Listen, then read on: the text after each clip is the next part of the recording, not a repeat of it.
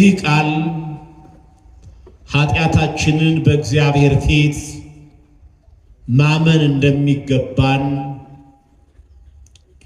ኃጢአታችንን አምነን ኃጢአትን ማስተስረይ ኃጢአትን ይቅር ማለት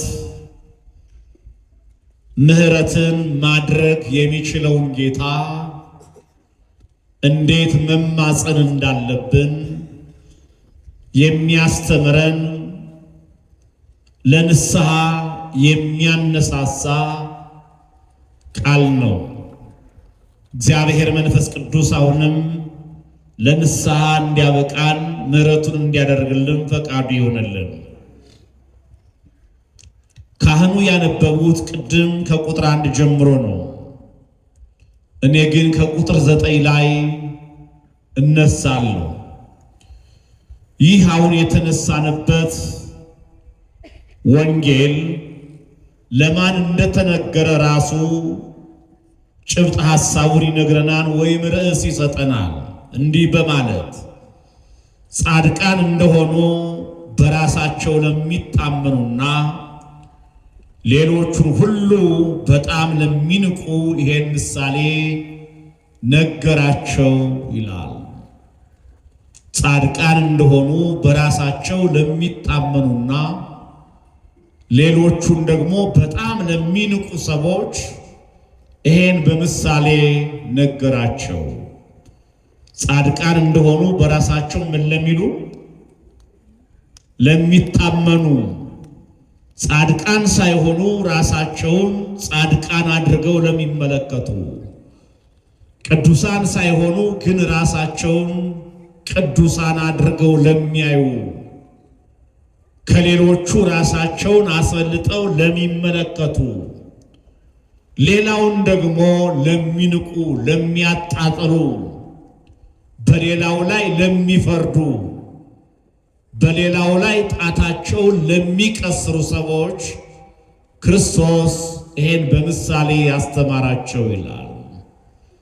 ክርስቶስ እኛንም ያስተምረን። ይህ ወንጌል ምእመናን፣ በተለይ በዚህ ዘመን ላለን ሰዎች የተነገረ ወንጌል ይመስለኛል። ብዙ ጊዜ እንዲህ አይነት ስሜት ስላለን፣ ስለዚህ እዝነ ልቡናችንን ከፍተን ሐሳባችንን ሁሉ ወደ ቃሉ አድርገን የሚለን ልንሰማ ያስፈልጋል። ይህን ካልን በኋላ ነው ሁለት ሰዎች ሊጸልዩ ወደ መቅደስ ወጡ ይላል። ስንት ሰዎች ናቸው?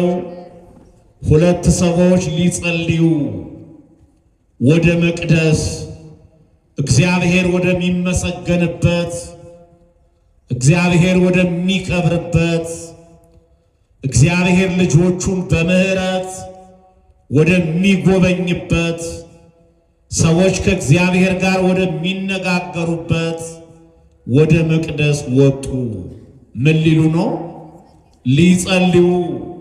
እጅግ ደስ ይላል። ሰው ወደ እግዚአብሔር ቤት መሄድ ያለበት ለመጸለይ ነው። ሰው ወደ እግዚአብሔር ቤት መሄድ ያለበት ለማመስገን ነው። እግዚአብሔርን ለማመስገን፣ ወደ እርሱ ለመጸለይ፣ ከእርሱ ጋር ለመነጋገር ወደ እግዚአብሔር ቤት መውጣት፣ ወደ እግዚአብሔር ቤት መሄድ፣ ይሄ መታደል ነው። ምእመናን ወደ እግዚአብሔር ቤት ለጸሎት መሄድ።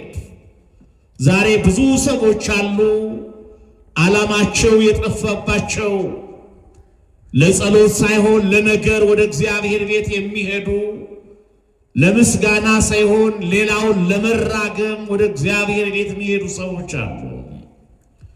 ሰው ወደ እግዚአብሔር ቤት መሄድ ያለበት ለእርግማን አይደለም፣ ለሐሜት አይደለም። አንዳንዶችም አሉ ለስርቆትም የሚሄዱ፣ ጫማ ለመስረቅ፣ ሞባይል ለመንጠቅ ሆን ብለው የሚሄዱ ሰዎችም እንኳን እየበዙ መጥተዋል። ወደ እግዚአብሔር ቤት ግን የሚከደው ምህረት የሚገኝበትን፣ ድህነት የሚገኝበትን፣ ሕይወት የሚገኝበትን ነገር ለማድረግ ነው። እርሱም መጸለይ ነው። ስለዚህ ሊጸልዩ ወደ እግዚአብሔር ቤት ሄዱ ይላል።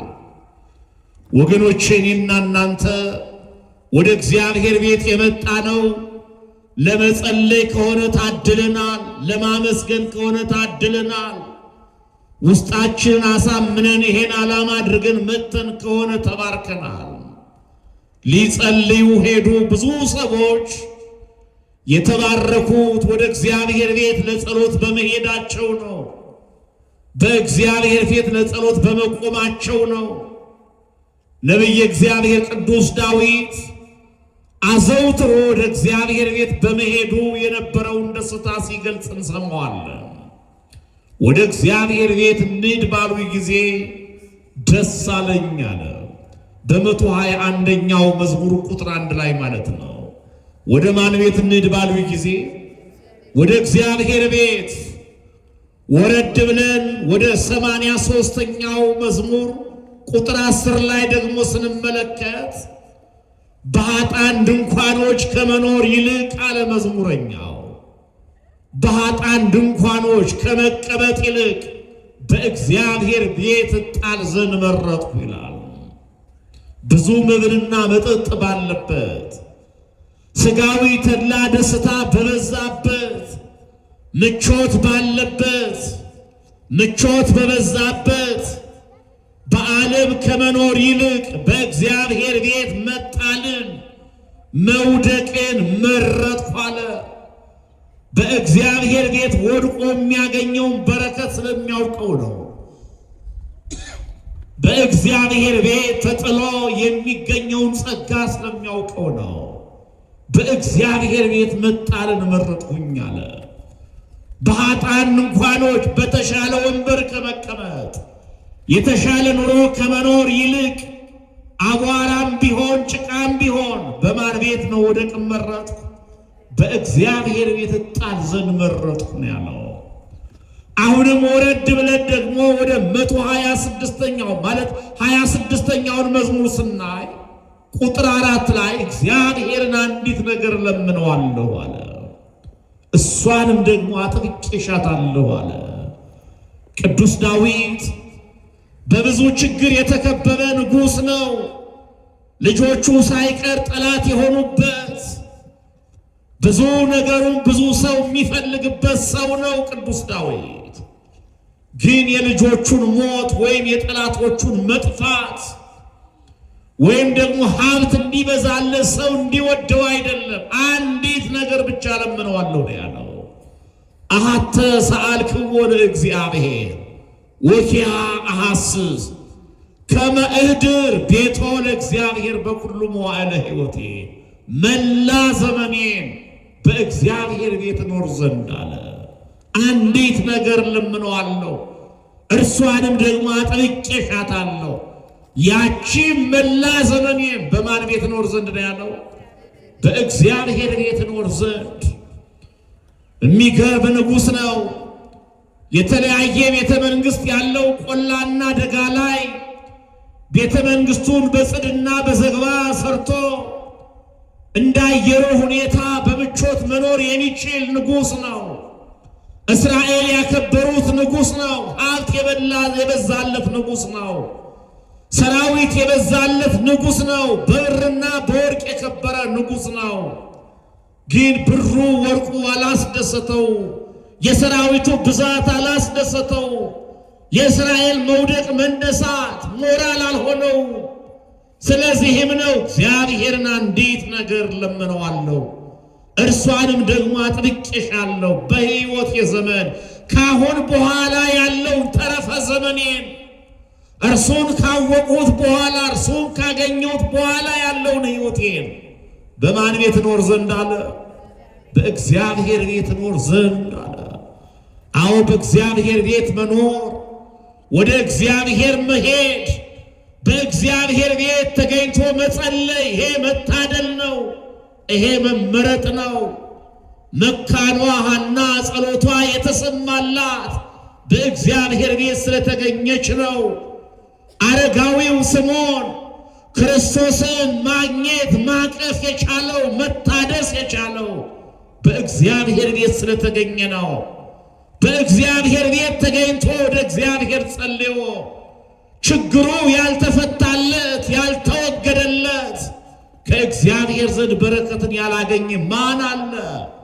ስለዚህ ወደ እግዚአብሔር ቤት መሄድ፣ በእግዚአብሔር ቤት መኖር፣ ወደ እግዚአብሔር ቤት ለጸሎት መገስገስ ይሄ መታደል ነው ምእመናን። ይልቁንም እኛ በዚህ ወቅት አብዝተን ልናደርገው ያስፈልጋል። አሁን የጾም ወቅት ነው። አሁን የጸሎት ሰዓት ነው። አሁን የንስሐ ወቅት ነው። አሁን የእርቅ ሰው ወቅት ነው። አሁን የይቅርታ ወቅት ነው። እኒህ ነገሮች ደግሞ ሊከናወኑ የሚችሉት ወደ እግዚአብሔር ቤት ስንወጣ ነው። እኒህ ሰዎች ወደ እግዚአብሔር ቤት ለጸሎት ሄዱ። ሁለት ሰዎች ናቸው። አንዱ ፈሪሳዊ ነበር ይላል፣ ሁለተኛው ደግሞ ቀራጭ። አንዱ ምንድነው? ፈሪሳዊ። ሁለተኛው ምን? ቀራጭ ነው። አዎ የፈሪሳዊውና የቀራጩን ጠባይ ማየት ተገቢ ነው። ምእመናን ወንጌሉን በደንብ መረዳት እንድንችል። ፈሪሳውያን ብዙ ጊዜ በማስመሰል ይታወቃሉ። አምላካችን መድኃኒታችን ኢየሱስ ክርስቶስም በማቴዎስ ወንጌል ምዕራፍ 6 ላይ ስትጾሙ ስትጸልዩ እንደ ግብዞች አትሁኑ ሲል እንሰማዋለን። እንደማን አትሁኑ? እንደ ግብዞች። ግብዞች የሚላቸው ፈሪሳውያንን ነው።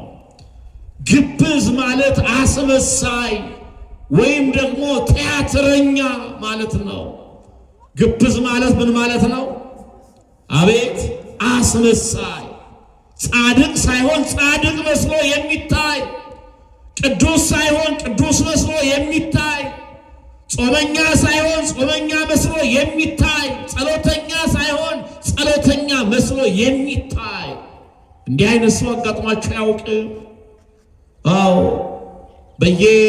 በየአካባቢያችን በየመስሪያ ቤታችን ጾሙ አደከመኝ፣ ስጸልይ አድሬ ደከምሁ የሚሉ ሰዎች ተኝተው እኮ ነው ያደሩት። እንዲህ አይነት ያላቸው ጠባይ ያላቸው ሰዎች አሉ። ስለዚህ ግብዝ ማለት ቲያትረኛ ወይም ደግሞ ምን ማለት ብያቸዋለሁ? አስመሳይ ማለት ነው። ቲያትር የሚሰራ ሰው እንዲሁ ዝም ብሎ አንዱ ወንበዴ መነኩሴ መስሎ ይሰራል አይደለም? ቄስ መስሎ ይሰራል፣ ግን ቄስ አይደለም፣ መስሎ ነው። ስለዚህ ግብዝ፣ የግብዝ ትርጉሙ ይሄ ነው፣ አስመሳይ ወይም ደግሞ ቲያትረኛ። ግብዝ ወይም ቲያትረኛ የሚባሉት ደግሞ እኒህ ፈሪሳውያን ናቸው። ፈሪሳውያን ብዙ ጊዜ ከእግዚአብሔር ቃል ይልቅ ስለ ወጋቸው የሚጨነቁ ናቸው። የማቴዎስ ወንጌል ምዕራፍ 15 ቁጥር 3 ላይ ተመልከቱት። ስለ ወጋቸው ይጨነቃሉ። ከእግዚአብሔር ቃል ይልቅ ከሰማያዊው ሥርዓት ይልቅ ከእውነተኛው የእግዚአብሔር ቃል ይልቅ ስለ ወጋቸው ስለ ሥርዓታቸው የሚጨነቁ ሰዎች ናቸው። ፈሪሳውያን ብዙ ጊዜ ክርስቶስን በማቴዎስ ወንጌል ምዕራፍ 23 ከቁጥር 1 ጀምሮ ተመልከቱት። እኔ የተወሰኑትን ጠቅስላችኋለሁ። ቁጥር 25 ላይ እንዲህ ሲላቸው እንሰማለን። እናንተ ግብዞች ጻፎችና ፈሪሳውያን በውስጡ ቅሚያና ስስት ሞልቶ ሳለ የጽዋውንና የወጭቱን ውጭ ስለምታጠሩ ወዮላችሁ ይላል። በውስጡ ስስት አለ፣ ቅሚያ አለ፣ ክፉ ነገር አለ። ግን ውጩን ታጠራላችሁ፣ ወዮላችሁ። እንዲሁም ቁጥር 27ን ስናይ እናንተ ግብዞች ጻፎችና ፈሪሳውያን በውጭ አምረው የሚታዩ በውስጥ ግን የሙታን አጥንት ርኩሰትም ሁሉ የተሞሉ በኖራ የተለሰኑ መቃብሮችን ስለምትመስሉ ወዮላችሁ ይላል። እንግዲህ ቀብር ቦታ ብዙ ጊዜ ሐውልት መርቀን እናውቃለን። አዎ በእብነ በረድ አጊጦ በተለያዩ ህብረ ቀለማት አሸብርቆ ሐውልቱ ከውጭ ሲታይ አምሮ ውስጡ ላይ ምንም ያለው ነገር አይመስልም።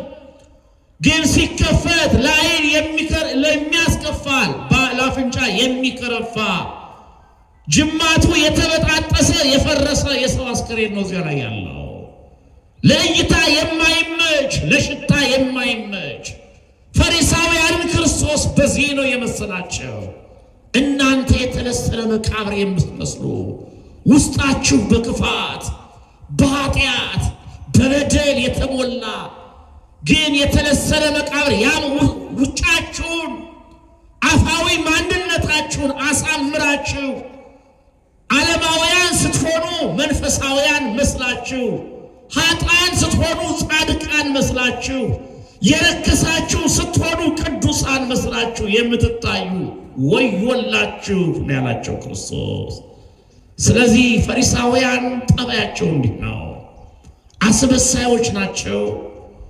ከእግዚአብሔር ቃል ይልቅ ስለ ወጋቸው፣ ስለ ስርዓታቸው፣ ስለ እነርሱ ወግ የሚጨነቁ ናቸው።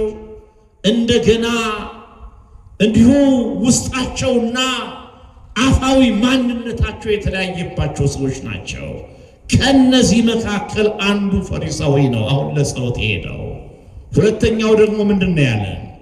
ሁለተኛው ቀራጭ ነው።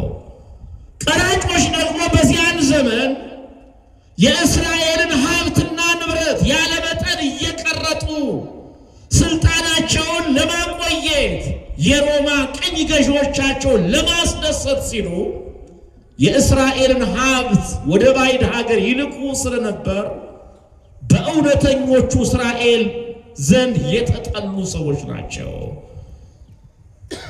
ምናልባት አንድ ቀራጭ ጻድቅም ሊሆን ይችላል፣ ቅዱስም ሊሆን ይችላል። ግን ስራው ቀራጭ በመሆኑ ብቻ በእስራኤል ህብረተሰብ ዘንድ የተጠላ ነው።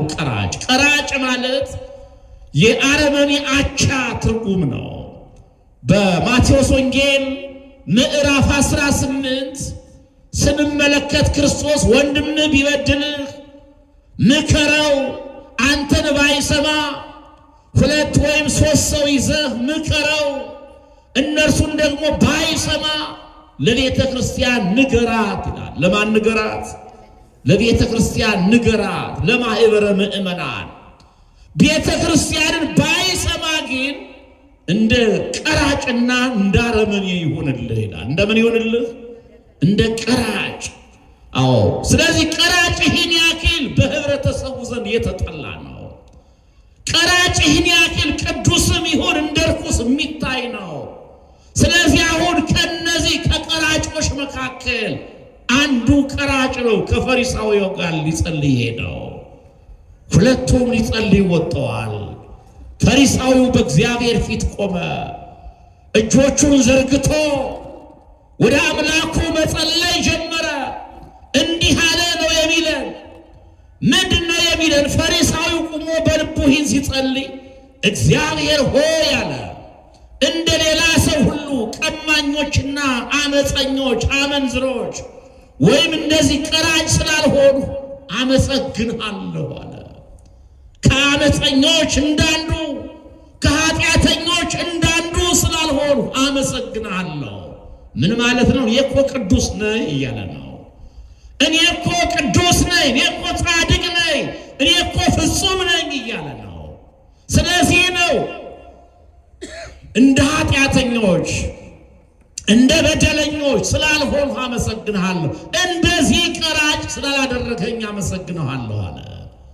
እዚያው ካጠገቡ ተንበርክኮ የሚጸልየውን ቀራጭ በጣቱ እየጠቆመ እንደዚህ ሰው ስላልሆኑ አመሰግንሃለሁ። አሁን እንዲህ አይነት ጸሎት ምን ጸልይ ሰዎች አለ።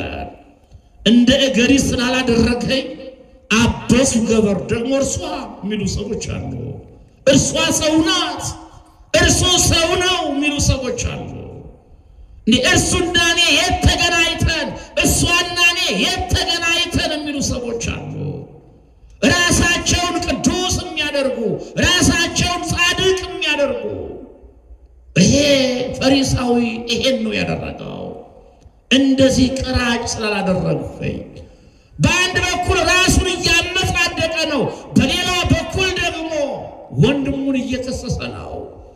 ወገኖቼ እኔና እናንተ ስንጸልይ ከሳሾች ልንሆን አይገባም። ስናስቀድስ ከሳሾች ልንሆን አይገባም። ስንመጸውት ከሳሾች ልንሆን አይገባም። በጽድቃችን ላይ ኃጢአት መስራት አያስፈልግም። መጸለይ ጽድቅ ነው፣ መመጽወት ጽድቅ ነው።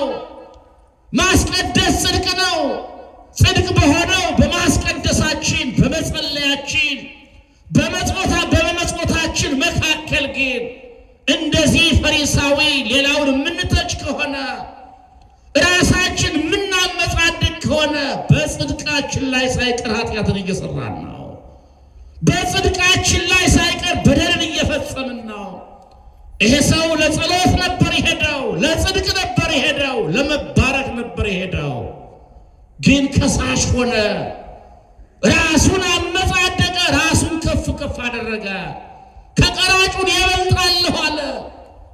ጎረቤቶቹን እያሰበ ጓደኞቹን እያስታወሰ እነ እገሌ አመንዝራዎች ናቸው፣ ኃጢአተኞች ናቸው፣ እኔ ከነርሱ እሻላለሁ አለ። እንዲህ አይነት ከሳሽነት ይቅርብን። እንዲህ አይነት ስም ማጥፋት ይቅርብን። እንዲህ አይነት ራስን ከፍ ማድረግ ይቅርብን። ጽድቃችንንም ኃጢአታችንንም የሚያውቅ ውስጣችንን የሚመረምር አምላክ ያለን ሰዎች ነን እኛ። ይሄ ሰው አሁንም ከዚህ ዝቅ ብሎ እኔ በሳምንት 2 ቀን ጾማለሁ አለ። ስንት ቀን ጾማለሁ? በሳምንት 2 ቀን ጾማለሁ።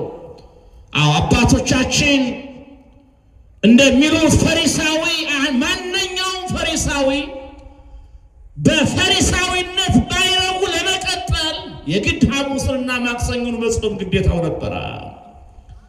ይሄን ግን እንደ ትሩፋት ቆጥሮት እኔ በሳምንት 2 ቀን ጾማለሁ አለ። አሁንም ማንኛውም ፈሪሳዊ በዚያ ባለው ማይረግ ለመቀጠል ከ10 1 መውጣት ግዴታው ነው። እሱ ግን ያን እንደ ትሩፋት ቆጥሮት እኔ ካለኝ አስራት በኩራት አወጣለሁ አለ። በሳምንት 2 ቀን ጾማለሁ፣ ካለኝ አስራትና በኩራት አወጣለሁ እያለ ጽድቁን ይናገር ነበር። ያለው ያላደረገው እንዳደረገ አድርጎ ራሱን ያመጻድቅ ነበር። ከዚህ በኋላ ያ ቀራጩ ደግሞ መጸለይ ጀመረ። ቀራጩ ሰማይን ለማየት ፈራ ይላል። ማንን ለማየት ፈራ? ሰማይን ለማየት ፈራ። እግዚአብሔር ሰማይኒ መንበርየ ወምድርኒ መከየደ እገሬ፣ ሰማይ ዙፋኔ ነው ይላል፣ ምድርን የእግሬ መረገጫ ናት ይላል።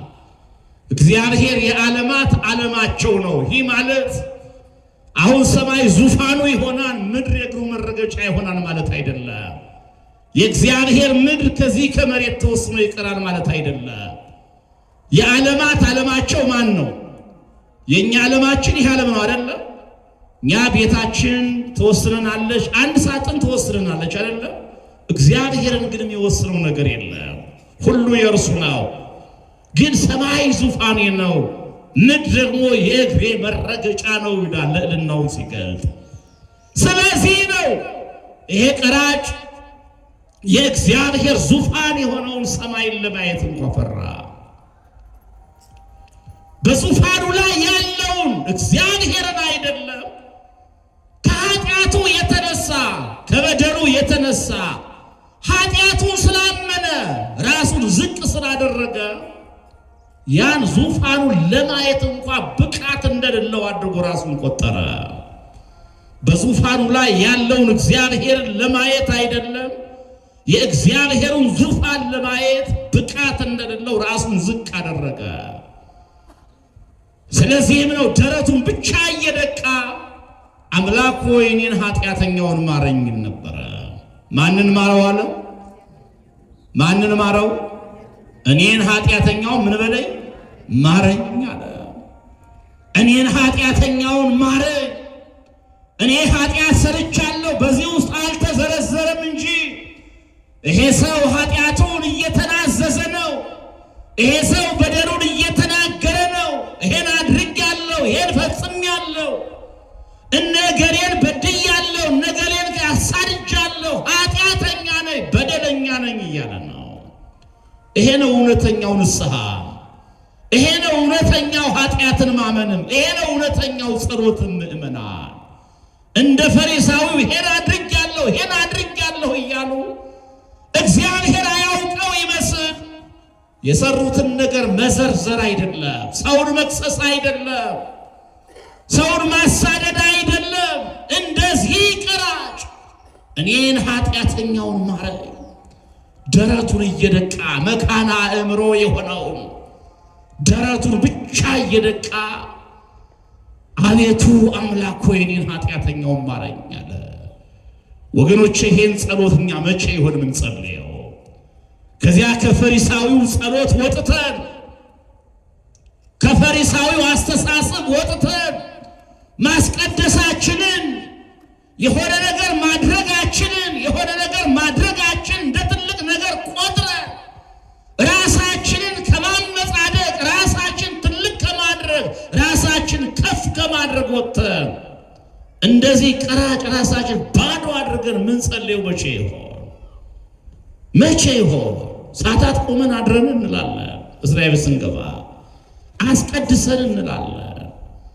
ማስቀደስ እኮ መልካም ነው። ሰዓታት ከካህናቱ ጋር ቆሞ ማደር እኮ ትልቅ ነገር ነው።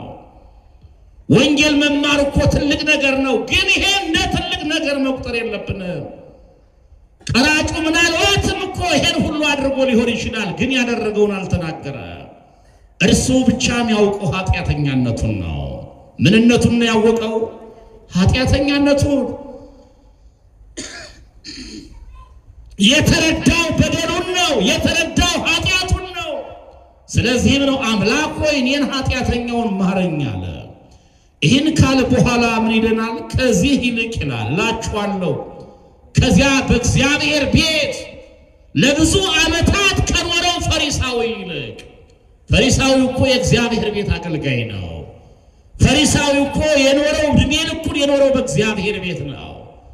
ዕድሜ ልኩን በእግዚአብሔር ቤት ከኖረው ፈሪሳዊ ይልቅ ይሄ ቀራጭ፣ ሰዎች የሚጸየፉ ሰዎች የሚጠሉት ጣታቸውን የሚቀስሩበት እንደ ኃጢአተኛ የሚያዩት ቀራጭ ጻድቅ ሆኖ ወደ ቤቱ ተመለሰ ይላል። ምን ሆኖ ተመለሰ?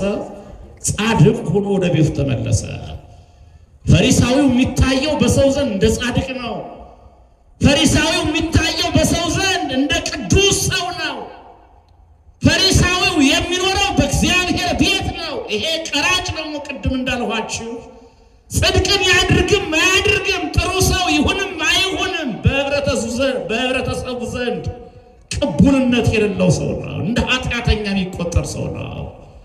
ግን ዛሬ ግን ምን ሆኖ ወደ ቤቱ ተመለሰ? ጻድቅ ሆኖ ወደ ቤቱ ተመለሰ። እንዲህ አይነት ሰዎች አታውቁም? በሰፈራችን እንደ ኃጢአተኛ ምንቆጥራቸው፣ እንደ ቀራጩ ምናያቸው፣ አንዳንዴ ቤተ ክርስቲያን ሲመጡ እንኳ ጣታችን ምንቀስርባቸው፣ ምን ነው ደግሞ እርሷ ለምን መጣች ምንላቸው፣ ምን ነው ደግሞ እርሱ የእግዚአብሔር ሰው ከመቼ ወዲህ ነው አስቀዳሽ የሆነው? ከመቼ ወዲህ ነው የወንጌል ተማሪ የሆነው? ከመቼ ወዲህ ነው እሱ ደግሞ ነጠላ መልበስ የጀመረው ምንላቸው? በትላንት ኃጢአታቸው በትላንት ጉድለታቸው ምንከሳቸው፣ በትላንት ኃጢአታቸው በትላንት በደላቸው ልክ እንደ ቀራጩ የምንጠቋቆምባቸው፣ ወደ እግዚአብሔር ቤት እንዳይመጡ ከሰይጣን ይልቅ እኛ ያራቅናቸው ሰዎች የእኛን መጠቋቆም ፈርተው፣ የእኛን አፍ ፈርተው፣ የእኛን ትችት ፈርተው ማስቀደስ እየፈለጉ የማያስቀድሱ፣ ማንገስ እየፈለጉ የማያነግሱ፣ በእግዚአብሔር ቤት ወደ ውስጥ ገብተው ማስቀደስ ጸበል መጠጣት እየፈለጉ የእኛን ትችት ፈርተው ከውጭ የቀሩ ብዙ ሰዎች አሉ። እኛ ከሰይጣን የከፋንባቸው፣ ሰይጣን ካራቃቸው ይልቅ እኛ ያራቅናቸው ብዙ ሰዎች አሉ። ይሄ ቀራጭ እኔ ያን ነው የሚያሳየኝ። ግን ያን ሁሉ ተቋቁሞ በእግዚአብሔር ቤት ተገኘ፣ ጸለየ፣ እውነተኛውን ጸሎት ደረቱን እየደቃ አለቀሰ፣ አነባ በእግዚአብሔር ፊት። ከዚያ ከፈሪሳዊው ይልቅ ጻድቅ ሆኖ ወደ ቤቱ ተመለሰ። ይህን ካለን በኋላ ነው ራሱን ከፍ የሚያደርግ ሁሉ ይዋረዳል፣ ራሱን ግን ዝቅ የሚያደርግ እርሱ ከፍ ይላል። ወገኖች ራሳችን ባዶ ማድረግ እንልመድ። በእግዚአብሔር ፊት ስንቆም፣ ለጸሎት ስንቆም፣ ለንስሐ ስንቆም ራስን ባዶ ማድረግ። እኔ እኮ ኃጢአተኛ ነኝ፣ እኔ በደለኛ ነኝ፣ ጽድቅ ከኛን የሆነ ነገር ስለሌለ ራሳችን ባዶ አድርገን ለእግዚአብሔር እናቀርበለት። እንደ ቀራጩ ጻድቅ ሆነን ወደ ቤታችን እንመለሳለን። እዚሁ የሉቃስ ወንጌል ምዕራፍ 7 ቁጥር 36 ጀምሮ የአንዲት ሴት ታሪክ አለ። ሁላችንም የምናውቀው ታሪክ ነው። እንዲሁ ገረፍ አድርጌ ነው ማሳየት የምፈልገው። የሚገርመው ክርስቶስ ያስተምር በነበረበት ዘመን ክርስቶስን አንድ ስምዖን የሚባል ፈሪሳዊ ወደ ቤቱ ጋበዘው ይላል መጽሐፍ ቅዱስ። ና ወደ ቤቴ ግባልኝ አለው። ትልቅ ነገር ነው። እግዚአብሔርን ግባልኝ ማለት መታደል ነው። ቤትን የእግዚአብሔር ቤት ማድረግ መመረጥ ነው። በቤት እግዚአብሔር እንዲገኝ ሆኖ መገኘት። ግባልኝ አለው። ክርስቶስ ወደ ቤቱ ሄደ። አያችሁ፣ እግዚአብሔር ና ስንለው ይመጣል። እግዚአብሔር አንተ አልፈልግህም አይለንም። የስምዖንን ታሪክ በኋላ እናየዋለን። የሚገባው ሰው አይደለም፣ ግን እግዚአብሔር ግን ወደ ቤቱ ገባለት። ላንገባ እንችላለን፣ ና ካልነው እግዚአብሔር ግን ይመጣል። እነሆ በር ላይ ቁሜ አንኳኳለሁ አይደል ያለው? ማንም ድምፄን ቢሰማ በሩን ቢከፍትልኝ ወደ እርሱ ገባለሁ ብሏል እኮ። በር ላይ ቁሜ አንኳኳለሁ። ብረት በራችንን አይደለም የልቡናችንን በር ነው። በጥላቻ በኃጢአት በበደል የተጠፈነገውን የተቆለፈውን የልባችንን በር ነው ክፈቱት እያለ በንስሐ የሚያንኳኳው። ማንም በሩን ቢከፍትልኝ ወደ እርሱ ገባለሁ ከእርሱ ጋር ራት እበላለሁ ይላል ጌታ። ወገኖቼ ልባችንን በር እንክፈትለት። እርሱ አይተወንም፣ እንክፈትለት። የትላንቱን ኃጢአት የትላንቱን በደል አይመለከተውም። ዛሬ ብቻ በንስሐ እንክፈትለት። ዛሬ ብቻ እንደዚያ እንደ ቀራጩ አምላክ ሆይ እኔን ኃጢአተኛውን ማረኝ እንበለው። ዛሬ ወደ ቤታችን ይገባል። ወደ ስምዖን ቤት ገባ። ወደ ስምዖን ቤት ከገባ በኋላ አንዲት ሴት በከተማው በኃጢአቷ የታወቀች ሴት ክርስቶስ ስምዖን ቤት ላይ እንዳለ ስትሰማ ክርስቶስን ፍለጋ ወደ ስምዖን ቤት ሄደች። ታሪኳ በጣም ሰፊ ታሪክ ነው። ወደዚያ ውስጥ አልገባም። ማንም ፍለጋ ሄደች? ክርስቶስን ፍለጋ። ወደ ስምዖን ቤት ሄደች። ወደ ቀራጩ ቤት ሄደች። ይቺ ሴት ሳላስገባት ብለው እንደምንም ብላ ታግላ በሩን አስከፍታ ገባች። ወደ ክርስቶስ ስንቀርብ ትግሉ ብርቱ ነው። ትግሉ ትልቅ ነው። ፈተናው ሰፊ ነው። ያን ሁሉ ተቋቁማ ግን ከገባች በኋላ ይቺ ሴት ከክርስቶስ እግር ስር ተንበርክካ እያለቀሰች ልክ እንደ ቀራጩ ደረቷን እየደቃች አምላክ ሆይ እኔን ኃጢአተኛዋን ማረኝ እያለች በእንባዋ እግሩን ታጥበው ነበር ይላል። በእንባዋ እንዴት አይነት ለቅሶ ብታለቅስ ነው! እንዴት ለንስሐ እንዴት ብትሰጥ ነው! ሰው እንዲህ የሚያለቅሰው፣ ሰው እንዲህ እንባው የሚወጣው እንዴት ሰው ለእግዚአብሔር ራሱን ቢሰጥ ነው!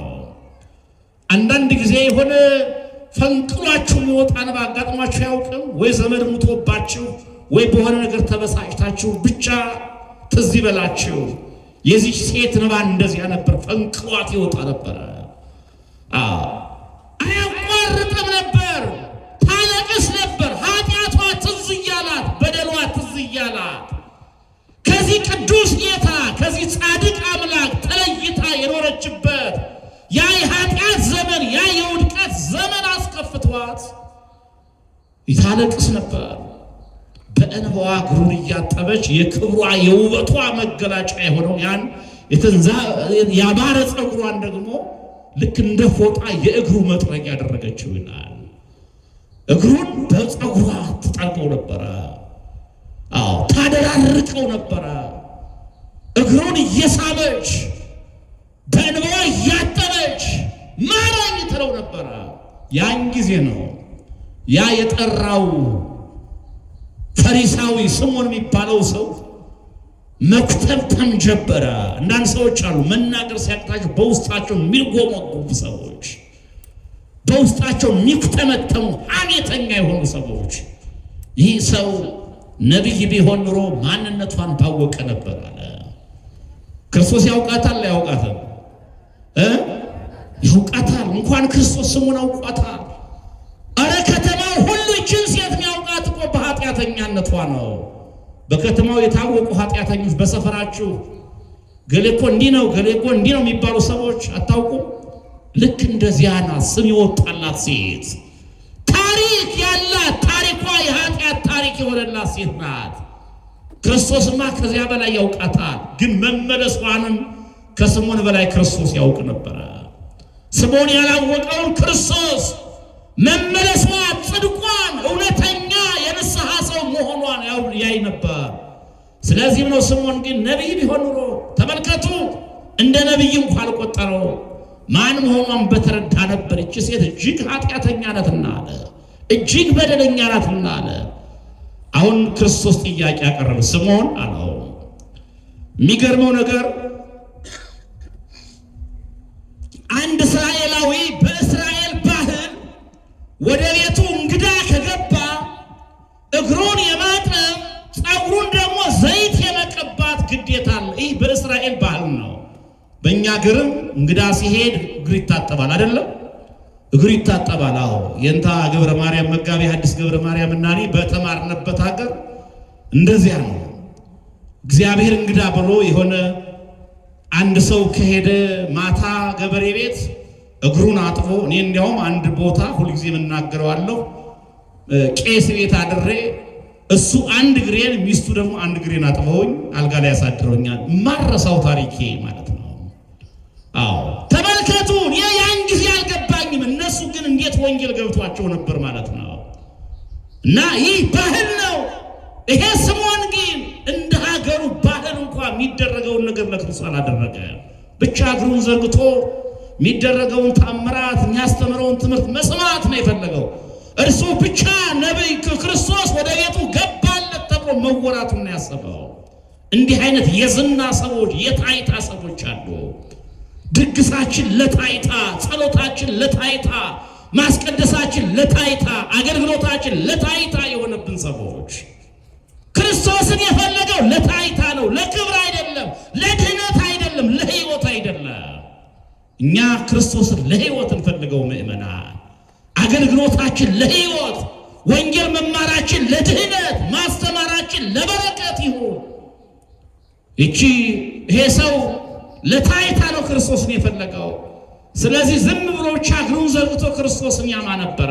ያኔ ልብ ያሰበውን የሚያውቀው ጌታ ግን ጥያቄ ያቀረበለት ስምዖን አለው፣ እኔ ወደ ቤት ከገባሁ ቆይቻለሁ፣ ለእግሬ ኋላ ቀረብክልኝ፣ ራሴን በዘይት አልቀባኸኝ። አንድ ተራ እስራኤላዊ የሚያደርገውን ለተራ እንግዳ የሚፈጽመውን ተራ ነገር እንኳን አደረግልኝ። ይቺ ሴት ግን ወደ ቤት ከገባሁ ጀምሮ እግሬን በነዋ እያጠበች ነው፣ በራስ ፀጉሯ እግሬን እያበሰች ነው። ይቺ ሴት ስለ ብዙ ኃጢአቷ ብዙ ወዳለች። እንዲያውም የጠየቀው በምሳሌ ነው። ለአንድ ሰው 2 ተበዳሪዎች ነበሩት፣ ለአንዱ 500 ለአንዱ 50። ግን ለሁለቱም ዕዳቸውን ሰረዘላቸው። አሁን የትኛው ነው አብልጦ የሚወደው ሲለው 50 የተወለቱ ይመስለኛል አለ። እውነት ነው 500 አለው። ይቺ ሴት ባለ 500 ናት፣ እሱም ባለ 50 ነው ያደረገው። ምንም ቢሆን ፈሪሳዊ ስለሆነ፣ ምንም ቢሆን አገልጋይ ስለሆነ ይቺ ሴት ባለ 500 ናት። ዕዳዋ ብዙ ነው፣ ኃጢአቷ ብዙ ነው። እውነት ነው አንተ የምታውቀው በላይ እኔ ማውቃታል። ግን ስለ ብዙ ኃጢአቷ ብዙ ወዳለች፣ ብዙ አገልግላለች፣ አልቅሳለች፣ አነብታለች። እኔን ኃጢአተኛዋን ማረኝ ብላለች።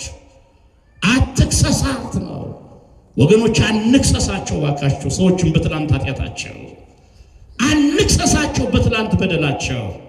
የዛሬ 10 ዓመት አንድ ጊዜ ሲሰርቅ ያየነውን ሰው ዘንድሮም ሌባ ንስሐ ገብቶ እሱ እኮ ጸድቋል። የዛሬ ዓመት ሲያመነዝር ያየነውን ሰው፣ የዛሬ ዓመት ሲሳደብ ያየነውን ሰው ዘንድሮም ተሳዳቢ፣ አረ ንስሐ ገብቶ እሱ ከእግዚአብሔር ጋር ተገናኝቷል። እግዚአብሔር የረሳውን ኃጢአት እያሰብን ሰዎችን አንክሰሳቸው። ስምዖን ይሄ ነው ያልገባው። በትላንት ኃጢአቷ የዛሬ ጽድቋን ረሳው። የትላንት ኃጢአቷ የዛሬ ንስሐዋን ጋረደበት። ክርስቶስ ግን አሳየው። ስለ ብዙ ኃጢአቷ ብዙ ወዳለች። አሁን ወደ እርሷ ተመለሰና አንቺ ሴት እምነትሽ አድኖሻል፣ በሰላም ወደ ቤትሽ ሂጂ አላት። ክብርና ምስጋና ለአምላካችን ለእግዚአብሔር ይሁንለት። ከፈሪሳዊው ይልቅ ያ ቀራጭ አይደል ጻድቅ ሆኖ ወደ ቤቱ የተመለሰው? ይችን ሴት ተመልከቱ። ከፈሪሳዊው ከስምዖን ይልቅ ስምዖን የዓለም መድኃኒት የዓለም ሕይወት ትልቅ ዕድል ቤቱ ገብቶለት ትልቅ ዕድል እጁ ላይ ገብቶለት እሱ ሳይጠቀምበት ከጎረቤት መጣ። ይቺ ሴት ነጥቃው ሄደች። ይቺ ሴት ተጠቅማበት ሄደች። እንዲህ አይነት ሰዎች ዕድላችን ማንጠቀምበት። ይሄ ጉባኤ ለእኛ ዕድል ነው። የቅድሙ ቅዳሴ ለእኛ ዕድል ነው። የሌሊቱ ሰዓታት ለእኛ ዕድል ነው። ጾመ ድጓው ለእኛ ዕድል ነው። እንጠቀምበት ምእመናን። ቅዳሴው ለእኛ ዕድል ነው። እንጠቀምበት። ዝም ብለን ብቻ የትላንት ከእናት ከአያት ከቅማታችን የነበሩ ቄሶችን ታሪካችን እንዲህ ነኝ እያል መዘርዘር እሱ ራሱ አያዋጣም።